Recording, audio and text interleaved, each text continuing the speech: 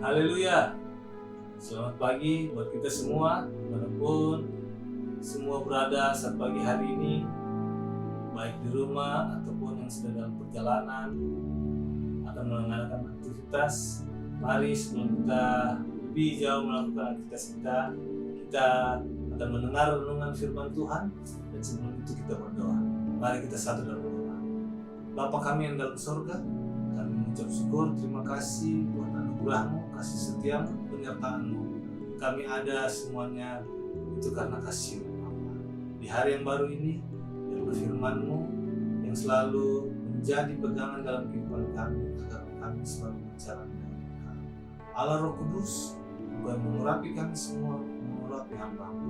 Pimpin dari awal pertengahan hingga akhir, di dalam nama Yesus Kristus. Haleluya. Amin. Selamat pagi buat kita semua. Renungan kita pada pagi hari ini di 1 Timotius pasal yang keempat ayat 7 bagian B, dikatakan di situ, latihlah dirimu beribadah. Dikatakan latihlah dirimu beribadah. Ini adalah surat Paulus kepada Timotius, bagaimana dia tugas Timotius dalam menghadapi pengajaran sesat yang terjadi di dalam gereja Tuhan.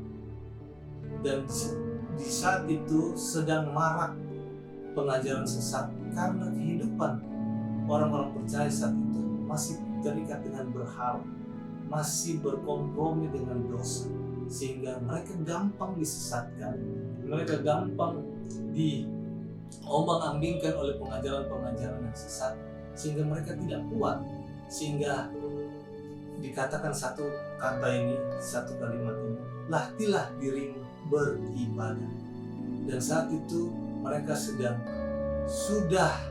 undur, mereka menjauhkan diri dari ibadah mereka karena pengajaran sesat. Dan saat-saat hari ini juga kalau kita melihat begitu banyak juga ajaran-ajaran yang tanpa sadar berkata, "Tidak apa-apalah beribadah di rumah." Kan Tuhan melihat hati kita, Tuhan melihat apa yang kita buat, dan kita bisa melihat hati-hati banyak ajaran-ajaran yang ingin menjauhkan kita dari ibadah, sehingga kita tidak dapat merasakan lagi apa yang Tuhan mau kerjakan. Dan di sini diingatkan, latihlah dirimu beribadah. Ini mengingatkan kita bahwa kerohanian seseorang setelah undur ketika mereka tidak paham dan mereka termakan dengan pengajaran sesat. Dan di sini tugas Timotius untuk mengingatkan jemaat Tuhan bahwa harus tetap beribadah, menjauhi hal-hal yang bukan sesuai dengan Injil, harus dijauhi. Dan kita lihat bagaimana kalau kita membaca sebelumnya ayat pertama sampai selanjutnya, bagaimana dikatakan tugas Timotius begitu berat untuk meyakinkan anak-anak Tuhan bahwa harus menjauhi penyembahan berhala. Dan di sini kita diingatkan bahwa harus melatih diri kita untuk beribadah. Dan di pasal yang ketiga, di 2 Timotius pasal yang ketiga, dikatakan di situ bagaimana keadaan manusia pada akhir zaman. Dan saat hari ini kita sudah memasuki juga akhir zaman, dan roh antikris sedang bekerja, dan roh-roh menyesat itu sedang ada dalam gereja-gereja Tuhan. Dan saya akan bacakan bagaimana di 2 Timotius pasal yang 3 dikatakan keadaan manusia pada akhir zaman. Saya akan bacakan ayat 1 sampai yang ke-4 saja. Ketahuilah bahwa pada hari-hari terakhir akan datang masa yang sukar. Manusia akan mencintai dirinya sendiri dan menjadi hamba uang. Mereka akan membual dan menyombongkan diri, dan mereka akan menjadi penfitnah.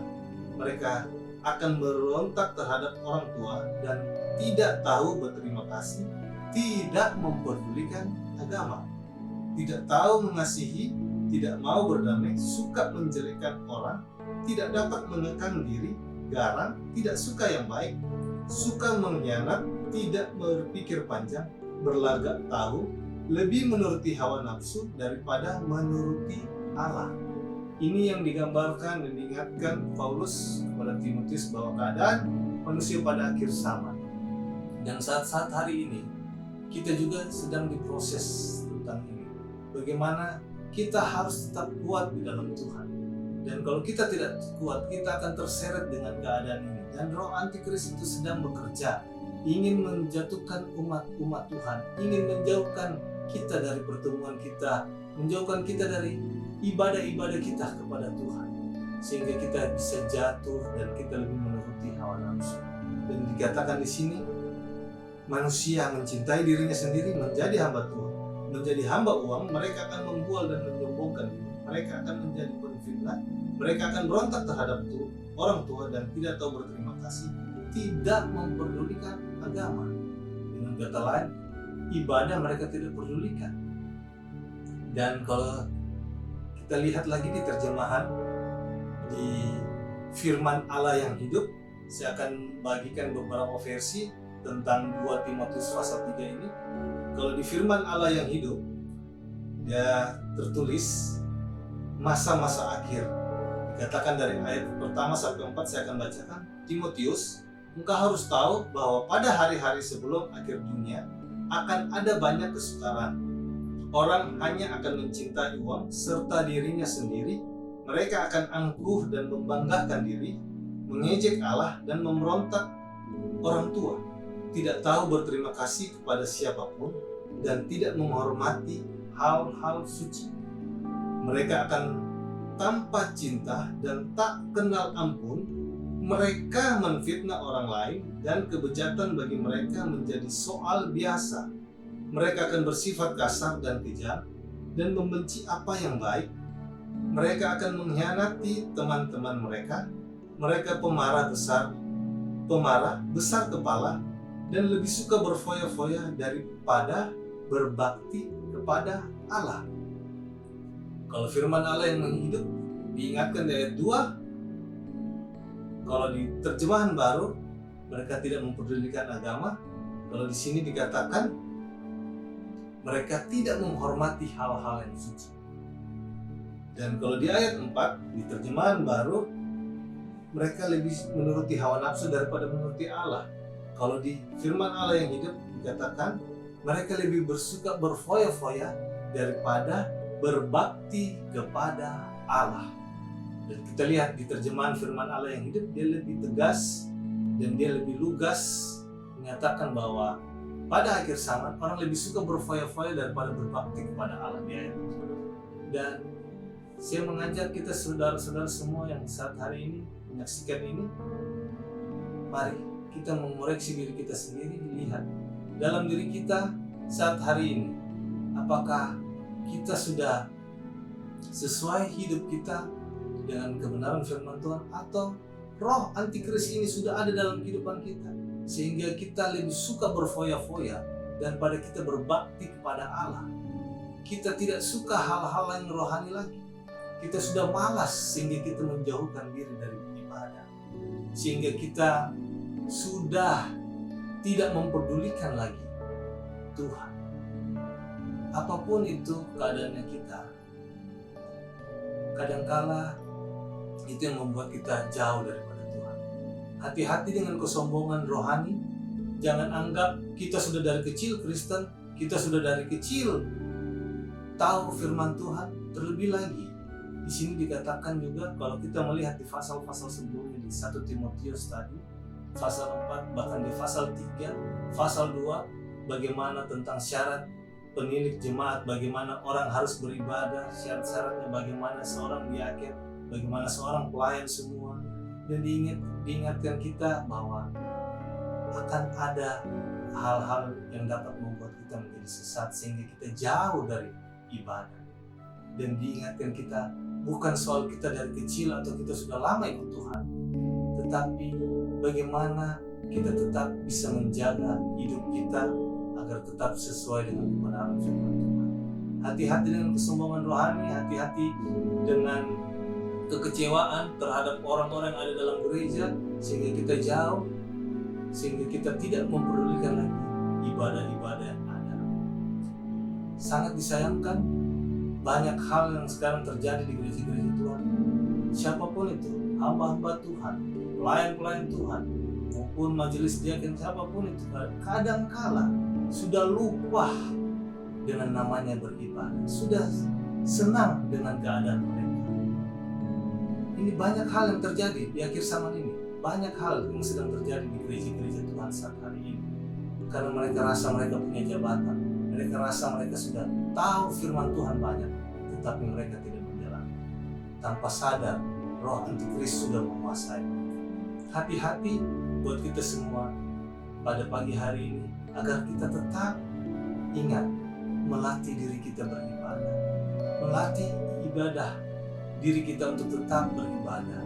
Ibrani pasal yang ke-10, ini sebagai ayat yang terakhir dikatakan, Ibrani pasal yang 10 ayat 25, janganlah kita menjauhkan diri kita dari pertemuan-pertemuan ibadah kita seperti yang dibiasakan oleh beberapa orang, tetapi marilah kita saling menasihati sehingga semakin giat melakukan menjelang hari Tuhan yang mendekat. Diingatkan untuk kita jangan menjauhkan pertemuan-pertemuan, menjauhkan diri kita dari pertemuan-pertemuan ibadah seperti dibiasakan oleh beberapa orang, tetapi marilah kita saling menasihati kita, saling menasihati supaya saling membangun satu sama lain sebagai satu tubuh Kristus. Bukan sebaliknya kita semakin jauh, kita hidup berfoya-foya, hidup jauh, tidak mempedulikan lagi semuanya, sehingga tanpa sadar kita sudah jauh daripada Tuhan. Hati-hati menjelang kedatangan Tuhan. Yesus selalu mengingatkan, berjaga-jagalah, waspadalah, supaya kita tidak jatuh. Puji nama Tuhan. Saya ingatkan untuk kita mempersiapkan diri kita ibadah besok, jam pertama, kedua, dan ketiga. Mari semangat, kita harus semangat dalam beribadah. Datang kepada Tuhan dengan roh yang murni, datang kepada Tuhan dengan hati yang murni. Jangan memikirkan hal-hal yang lain, jangan memikirkan hal-hal yang daripada dunia, sehingga kita jauh dari pertemuan-pertemuan. Terima kasih, Tuhan Yesus memberkati. Mari kita satu dalam doa.